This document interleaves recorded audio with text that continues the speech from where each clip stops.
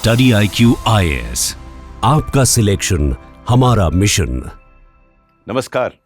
Today we'll be discussing a very important person who was engaged in making this country independent and did succeed. Who was a person who Rabindranath Tagore called the Mahatma. But he didn't become Mahatma overnight. He did a lot of hard work, a lot of thinking, a lot of reading before he did become one. So before we go into the various aspects and thought process of Mahatma Gandhi, let us understand the context in which he worked. And for you it is important because Mahatma Gandhi is not merely important in the context of paper on ethics. It will be important in making you understand how you should evolve as a thinker, how you can think yourself, because Mahatma Gandhi was not born great. He became great over a period of time. And as you go on to understand his thought process, you yourself will start thinking on those lines. You may agree or disagree, that's not material. Many of us disagree with, I don't personally, but many people do disagree with him. That's not material. It's a question of how do you approach an issue, whether you are thinking rationally, logically. That is very critical. And I've been emphasizing this time and again that it is in the context of you thinking rationally that you should look at all these thinkers, and probably Mahatma Gandhi is the most important of them all. Now, what was the context of Mahatma Gandhi? Because every thinker has to be understood in the context he existed. We spoke about Plato, Socrates, Aristotle. They existed in a different context. Consequent to enlightenment, we have thinkers like Hume, we have Kant, who thought in the context in which they were. Similarly, Mahatma Gandhi became a thinker in a particular context. And what was that context? Let us look at each one of these contexts. One, of course, was the most important one, is the political context. The political context. And you all are aware what the political context was. The British were ruling India, and there were certain aspects associated with that rule. And so Mahatma Gandhi was extremely influenced. Not to begin with, but his thought process evolved as a consequence of that. As you all are aware that he was born in Porbandar, and it was the Kathiawar state which was not directly ruled by British. It was a separate state under the suzerainty of the British Empire, but in some ways it was, so to say, doing its own job. And Mahatma Gandhi did not come from a very poor background. You know, his father was a minister there in Kathiawar state. So it's not that he was economically not so well off. He was fairly okay. But the political context was that the British were ruling in India. So his thought process as he evolved over a period of time was in the context of what the British were doing to India. So that's one. That has to be kept in mind. The second is the social context. What was the social context? And this actually impacted his thought process quite a lot. Whether it was caste system, whether it was communal disharmony that existed in the society, whether there was the hierarchy, the feudal structure that existed, all this impacted his thought process. So all thinkers that we've discussed earlier also were impacted by the environment in which they existed, environment in which they grew. So the environment here, the social environment, was pretty vitiated in the sense of extreme casteism, the communal hatred there, and that is what Mahatma Gandhi worked upon later during his career. The third was the cultural context. All these contexts are extremely important. This is important because the culture that the British had brought about. You know, there were many Indians who were trying to ape. In fact, even Mahatma Gandhi wore a suit and a tie, and initially he was also influenced by what the British were doing. Of course, later on he abjured everything. But to begin with, he was impacted by the cultural mix that was emerging as a consequence of what the British were doing in India. So the cultural ethos also impacted his thought process. Of course, his own personal life, or the impact that his mother primarily had on him. You know, if you read his book, and which I would suggest all of you should, to understand Gandhi the best is his own autobiography, My Experiences with Truth, where he talks about his initial life experiences, how he evolved as an individual. Because Mahatma Gandhi did not have all the thoughts to begin with. None of us has. It is as a consequence of your personal and social relations that you start thinking in a particular way. So his initial experiments, and he used this word very deliberately, I think, experiments with truth, because he did not know, or some of us do claim that we know, he did not know what exactly was the truth. So he was evolving as he went along. Some critics call him a heuristic, in the sense that his was a trial and error method. He was experimenting through and through, and that's why he names his book My Experiments with Truth. So this was the context that you should understand. And then there were certain individuals, movements, and religions that impacted his thought process. He was a voracious reader, and as he read, he evolved. Some of the books that he read really changed his thought process. So a book by John Ruskin influenced him. Unto the last. His whole concept of Sarvodaya, of looking at the men at the bottom of the pyramid, was born out of his understanding of what he read of John Ruskin, who talked about the people at the bottom of the pyramid. And hence, Mahatma Gandhi also got extremely influenced and looked at the last person. If you would recall, those who have read Mahatma a bit would understand that he said that my job is to bring about a smile at the last man, the poorest of the poor. So his concern was formulated as a consequence of what he read about John Ruskin. Then there was also an American thinker, Thoreau. Now, he spoke about civil disobedience. His context was totally different. Thoreau was writing when America invaded Mexico in the mid-90s, in the 19th century. When they invaded Mexico, they wanted to win over Mexico. Thoreau wrote about civil disobedience. Of course, Thoreau never participated himself in civil disobedience. And that's the difference between all these thinkers I'm talking about. They were thinkers. Mahatma Gandhi was a practitioner. He brought his thought process into practice, and his own thought process was determined by what he experimented himself, because it is through his experience that he was evolving. Though there is a consistency between his entire thought process, but he did evolve over a period of time. Then, of course, the famous Leo Tolstoy. And the book that impacted him was not War and Peace. Probably he may have read it. But I think the book that impacted him was The Kingdom of God is Within You. And that's very critical for Mahatma Gandhi. Because as I'll talk to you, his whole concept of universalism is that every human being is an embodiment of God on earth. And if you look at it from this point of view, you can understand most of his philosophy. He said that it's like this, that he believed that God was embodied in every individual, and hence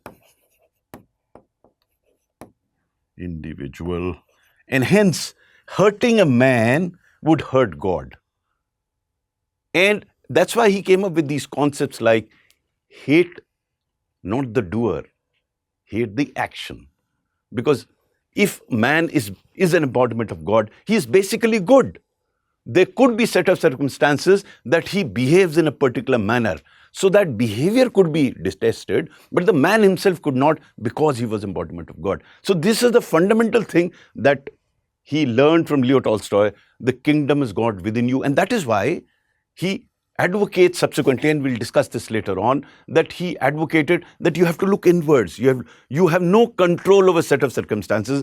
And this comes from his understanding of Gita, the theory of karma. All these are related concepts. The beauty about Mahatma Gandhi, if you read him appropriately, if you try and understand him appropriately, there's a lot of consistency in thought process, and they are interlinked. You can't compartmentalize a particular thought of Mahatma Gandhi and try to understand Gandhi. All his thought processes are interlinked. So, because man is good, and because God resides in man, and hence the individual becomes important.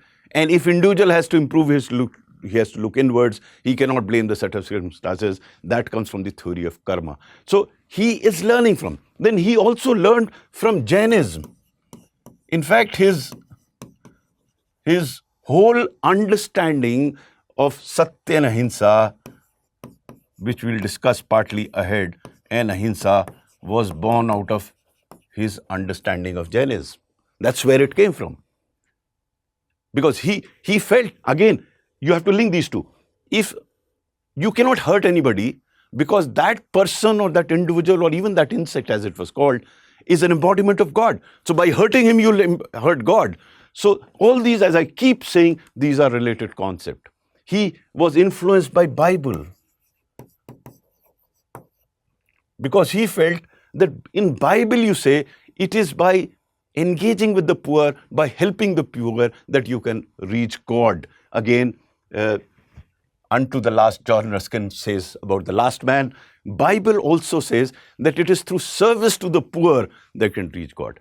So you have to understand all this context in order to understand Gandhi, because when he talks about concepts like non-violence, truth, all these are interrelated concepts emanating out of his understanding of these great thinkers, these great religions.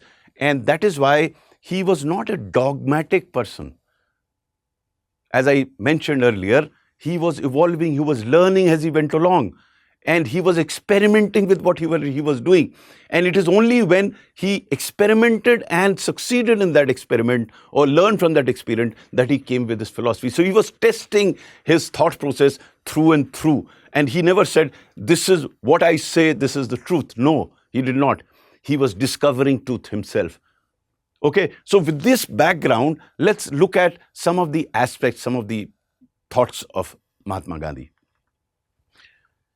So you recall, one of the important aspects of Gandhi is compassion. This emanates from what I said, the kingdom of God is within you. His whole understanding that everyone is an embodiment of God.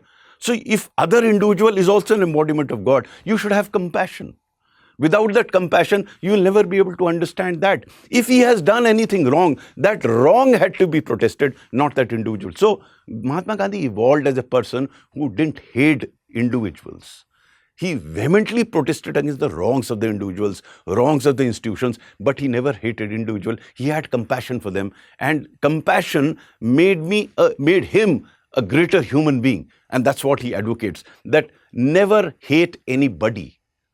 You can detest what he's saying or what he's doing, but not hate him. That's one of the fundamental lessons derived out of what Mahatma Gandhi has to do. Then forgiveness. This is something which also Nelson Mandela later on mentions about the philosophy of Mahatma Gandhi and his whole idea of forgiveness.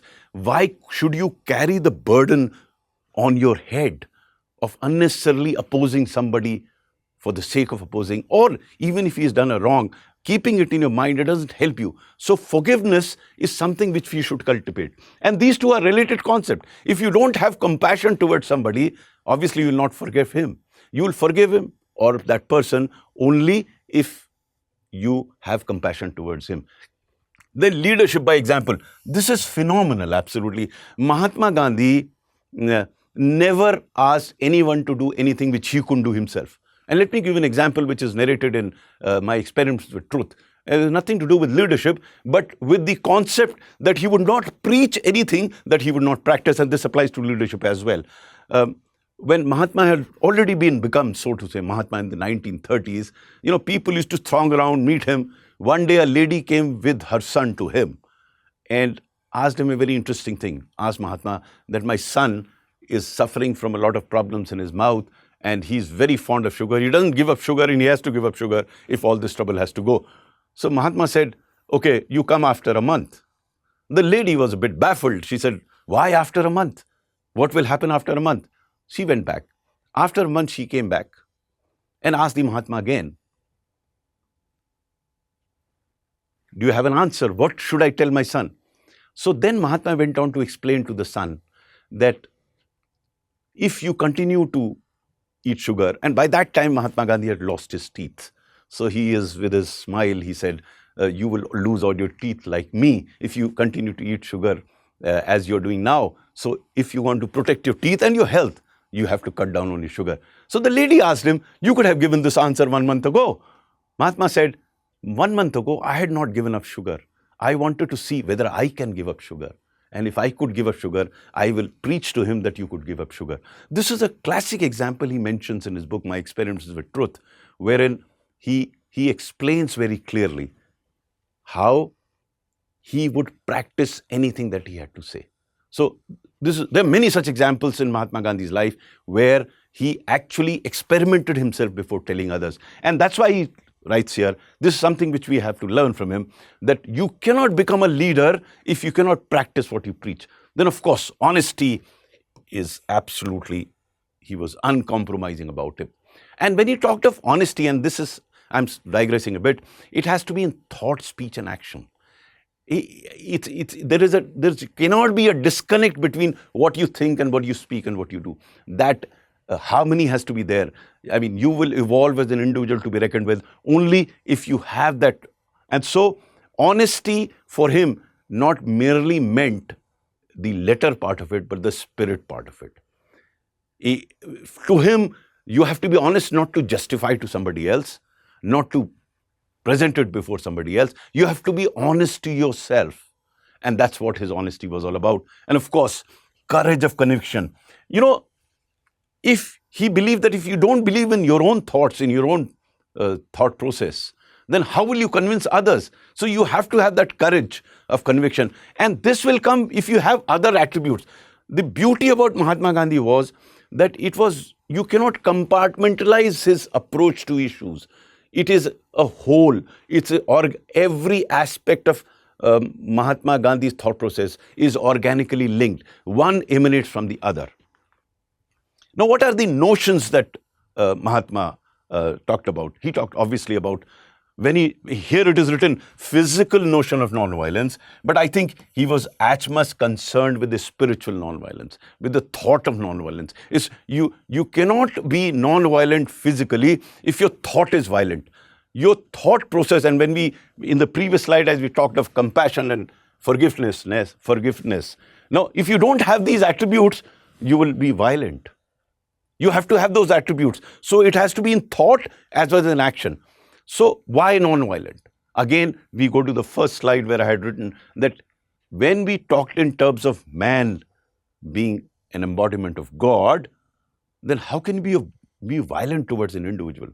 So his approach, his appeal was to good sense of an individual, because he felt that every individual is fundamentally good. Set of circumstances may have changed him. So that's what he meant here about non-violence, that you cannot be physically, emotionally, in your thought, be violent.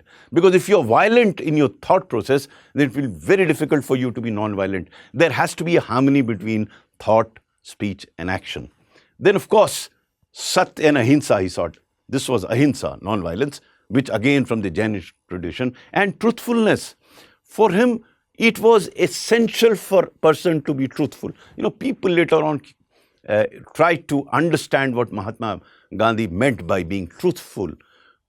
I mean, there was absolutely no compromise in the context of telling a lie. For him, like Immanuel Kant, he was very clear, ends do not justify means. You cannot tell a lie.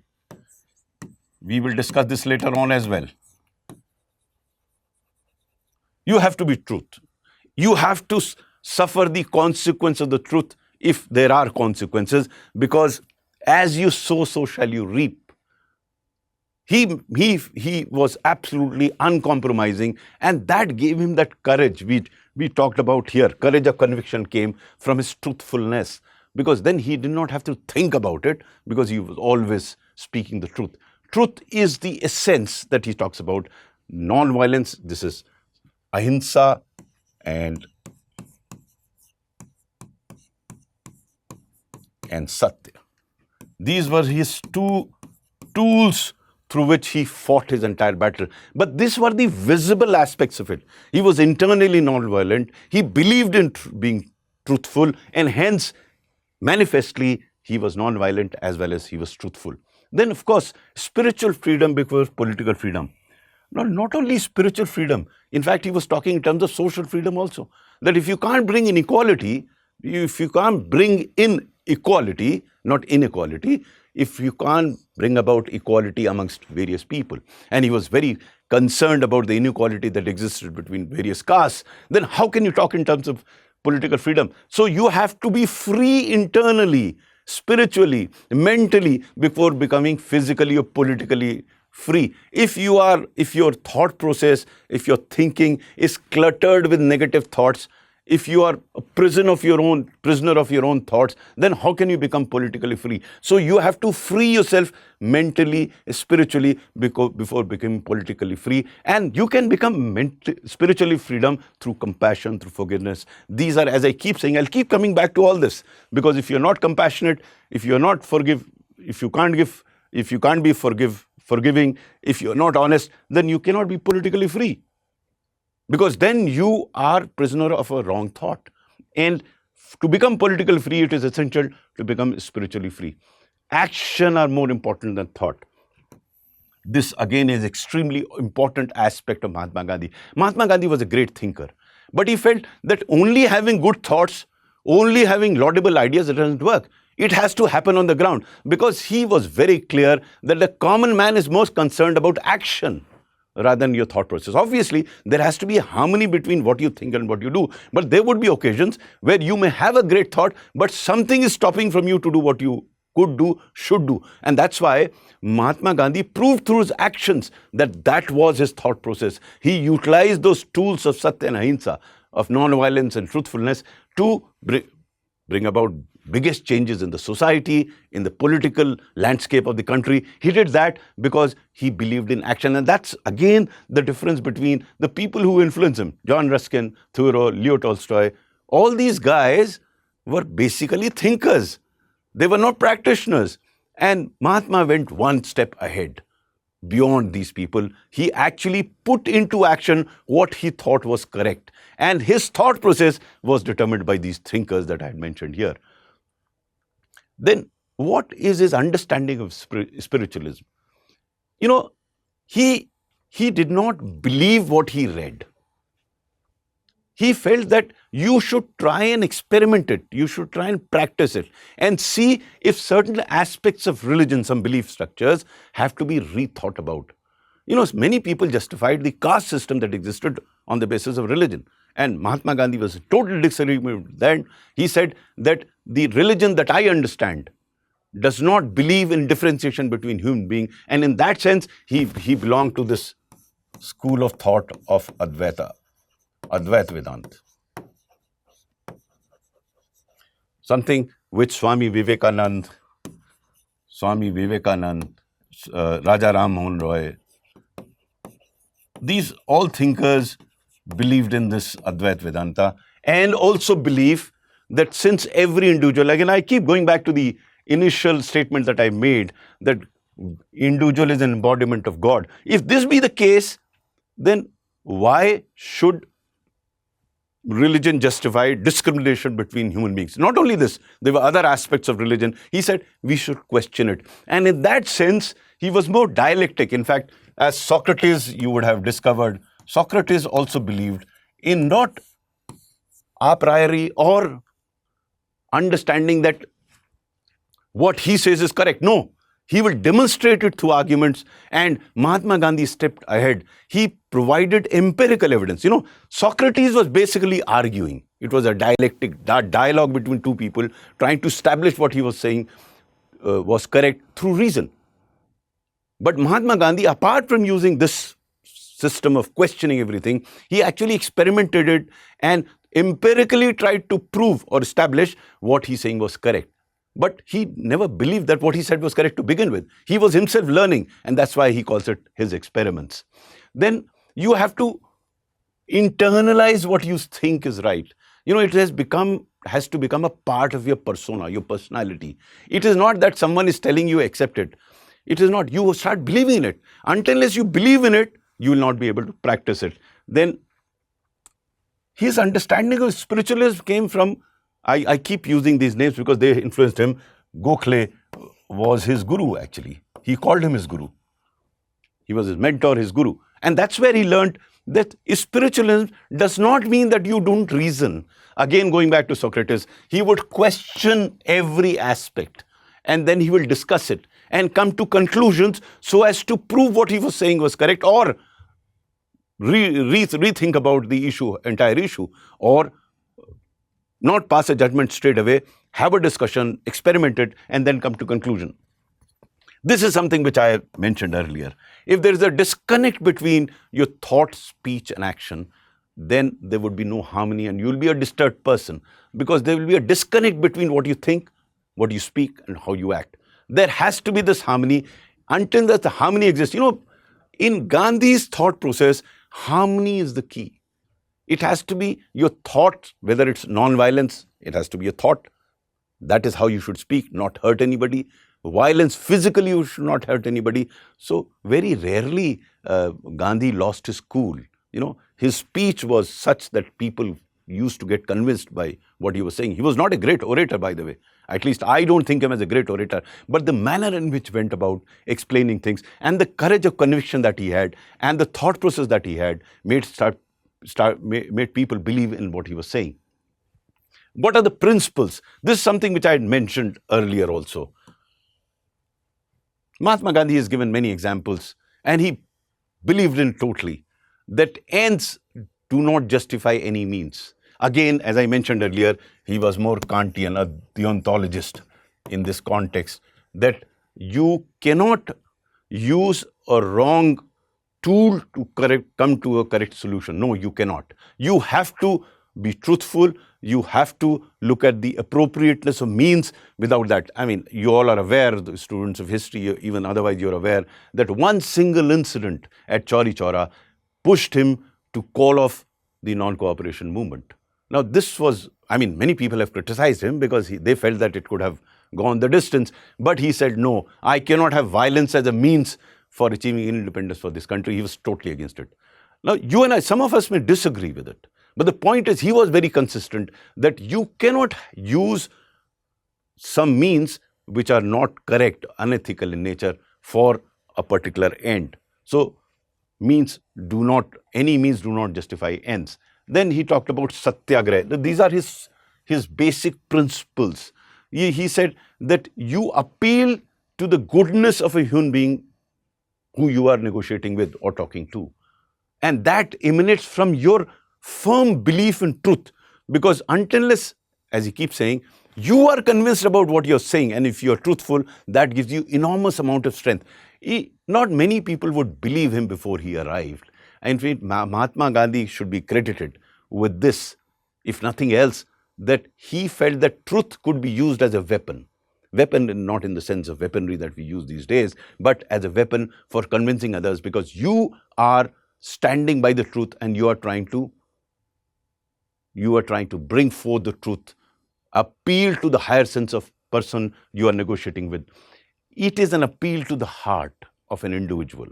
Again, in the present day context, it doesn't appear very appealing, but even in those days, to begin with, people did not believe in him. But he demonstrated it time and again. He experimented this fact that using Satyagraha, using truth as a tool, as a weapon for convincing the other person, because then, as he believed that every individual has a lot of good in him, can we possibly appeal to his good sense? That is what he meant. And this can happen only if you are not doing things for a personal gain. It is extremely important to understand this aspect of Mahatma Gandhi. He felt that if you have a personal agenda in mind, it will make you weak. You can be strong only if you do not have any personal gain. It is for an institutional gain. It is for the country. It is for the society rather than a personal gain.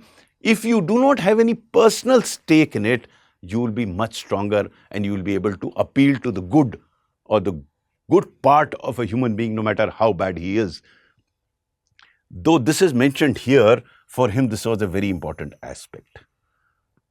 Since this is a part of the discussion on ethics, let me explain this to you a bit more. Gandhi felt that laws have to be obeyed. There's no doubt about it. Laws have to be obeyed. It's not that laws should not be. But there will be instances where law itself is unethical. There, the conscience should overrule the law, and you would be right in disobeying the law. And the example is very clear. Look at in the mid-1930s, when in Germany, Jews were being persecuted and there were laws to persecute them. Now, any right-thinking man with a conscience would disagree with that. So there would be instances where laws do not appeal to your conscience. A law based on racial discrimination may be a law, but anyone who has in conscience and who believes that every individual is an embodiment of God on earth, how can there be a discrimination between the two, even if it is law? So in such a case, he said that legitimacy is greater than legality. So there could be a law, but it may not be legitimate. But mind you, Gandhi did not advocate flouting of all laws. No. It was only in exceptional cases where you came to the conclusion that this particular law is not just. So there would be occasions where there are unjust law. You may be asked questions also on this, and you will have to illustrate give examples of some unjust laws. But let me clarify once again, Gandhi did not believe in disobeying all the laws. But if a law was unjust, he would consciously disobey it. He made a conscious effort. Again, while disobeying that law, there was no hatred for the person who were implementing the laws. It was a fundamental principle that he opposed, that this law is wrong. So many laws that the British brought before us were not good for the community at large, and the entire civil disobedience. In fact, Mahatma Gandhi deliberately broke law, salt law being one of them. He broke that law to demonstrate. Again, he had no hatred towards anybody. He said, this is an unjust law. So there would be occasions where law may be broken. Then, of course, this I mentioned earlier, that Sarvodaya, he believed in welfare of everyone. And from the bottom, we discussed it earlier, and this came from his understanding what he got unto the last in John Ruskin, when he read that benefit of any society has to go to the lowest rung. So everyone has to be brought up. Again, emanating from his fundamental understanding that every human being is an embodiment of God. He cannot be left behind. So he called them Daridra Narayan, the poorest of the poor. They had to be brought up. Then non-violence for him meant very clearly that there would be occasions where you would suffer, but you not respond in the same manner. If you do that, the purpose stands defeated. Non-violence meant that you will not only be non-violent physically, as I mentioned earlier, but also in your thought process. That hatred will not be there for anybody else. Some more principles for you, and all these are interlinked principles. As I talk to you, I'm trying to link with his other thought processes also, because you have to look at Gandhi holistically. And very interestingly, as I keep saying, that he was evolving as he grew. He was experimenting with what he was doing. So whereas it is holistic in nature, it is all heuristic in the sense of trial and error that he did. In democracy, his understanding was democracy was very clear. It was not merely political democracy. He talked about economic democracy. He talked about social democracy, because unless everyone has rights, and in the true sense of the term, then merely political democracy will not help. So he was very clear that your thought process has to be democratic, fundamentally treating every individual as equal, irrespective of caste, creed, color, or community. If that doesn't happen, if in my thought I feel that because I belong to a particular caste, I am superior to somebody else, he said democracy cannot flourish with such a thought process. As he keeps saying, it has to be a harmony between thought, speech, and action. This harmony has also to come that merely political and legal democracy will not help unless we mentally start treating every individual as an equal. So that, for him, it was very important. And he also talked about the entire Panchayati Raj system is based on what Mahatma Gandhi said. He talked about decentralization. He talked about empowering the local communities, the local village panchayats. So that's what he felt. Democracy is not merely one-time vote and once in 5 years. He said it's a consistent process where not only decentralization and delegation of powers, it will also mean equality of all, irrespective of the caste, creed, or color. So social, economic, political democracy, for him, it was a concept comprising all these aspects, not merely the political aspect. Then secularism, very core to it. Again, this also emanates from his understanding that every individual is an embodiment of God. He's a part of God. So how can could be a communal approach? You can be religious yet be secular. Gandhi is truly religious in the sense that he used to pray regularly. He was religious in that sense, but he was also secular because he believed in equality of all religions. He said everyone may have his own path to salvation. Different religions have different paths to salvation. So that was his secular approach, that you should respect every other religion. You can be very religious. It cannot be an exclusivist approach to religion that only what I say is correct. There are other ways of reaching God. And that's why he was truly secular in sense. He found that there are similar core values in all religions, something which also Swami Vivekananda also found. Swami Vivekananda also found that all religions had this. The core values of all religions were same. So look at the influence that Mahatma Gandhi has had, or other thinkers of that time had on Mahatma Gandhi. Swami Vivekananda was one of them. Then, of course, he was totally opposed to untouchability. Again, emanating out of the initial point that I had made with regard to his understanding of human beings. If every human being is an embodiment of God, he represents God on earth, God is within him, how can he be untouchable? How can God be untouchable if God resides in that human being? So that was his fundamental.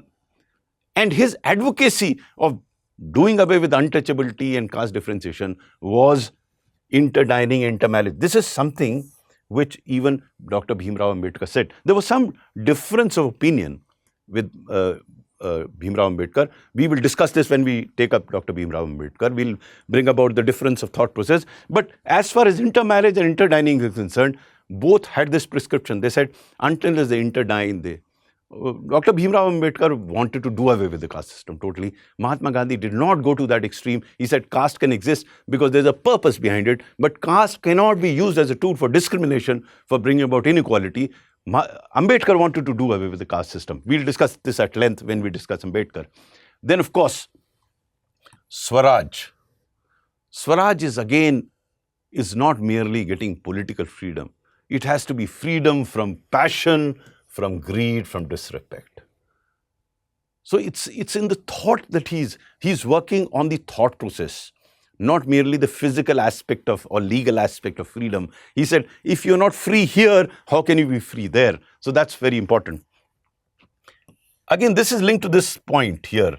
He believed in four Varna system because he felt that it was required in the context of the variety of tasks they undertook. That's where he's at variance with Bhimrao Ambedkar. He felt that it could perhaps be required for undertaking a particular task. The problem is when you state that a particular task is not as good as the other, or you decide a hierarchy in the Varna system, hierarchy in the context of the task they are performing, that's where it is wrong. And that can be done away through this practice that he's mentioned here. But Bhimrao Ambedkar says, no, that's not possible. You have to do away with you have to destroy this Varna system. Then, of course, empowering women, very, very important. This was the social context. You remember that social context where Dr. Raja Ram Mohan Roy, he was working against this whole discrimination against women. So was Mahatma Gandhi. He was opposed to that. In that sense, he learnt a lot from Dr. Raja Ram Mohan Roy, and he believed in mainstreaming of the women. He wanted women to come into the mainstream of politics, of economics, because he felt that women are as much embodiment of God as human being. Everything emanates from his understanding of human being, which he feels is a part of the Almighty. So how can you discriminate against them? How can you treat them as unequal? Some more principles. His economic views, he was opposed to large-scale industrialization. And this probably was also a response to what the British were doing to India. They were killing the Indian cottage industry because they were taking cotton to Manchester, turning into cloth, and that cloth came to India, which was cheaper than what was being handicrafted.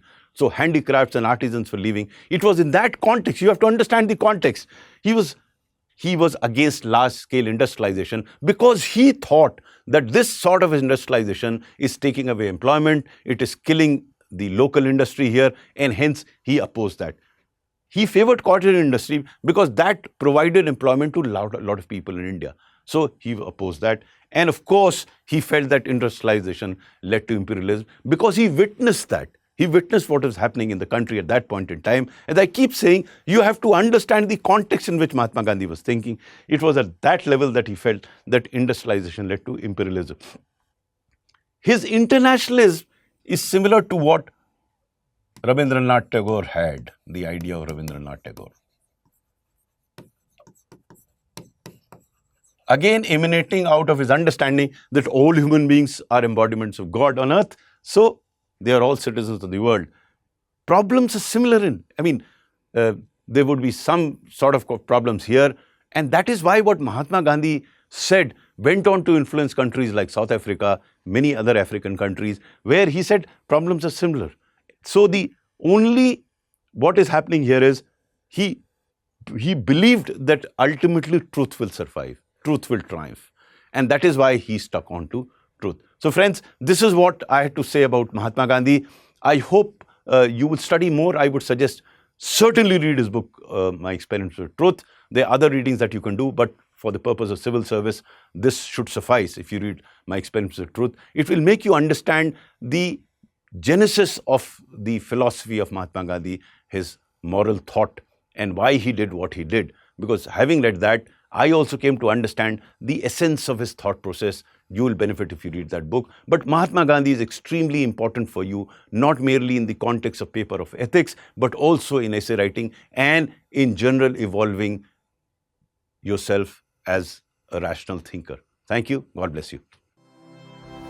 StudyIQ IAS, आपका selection हमारा mission.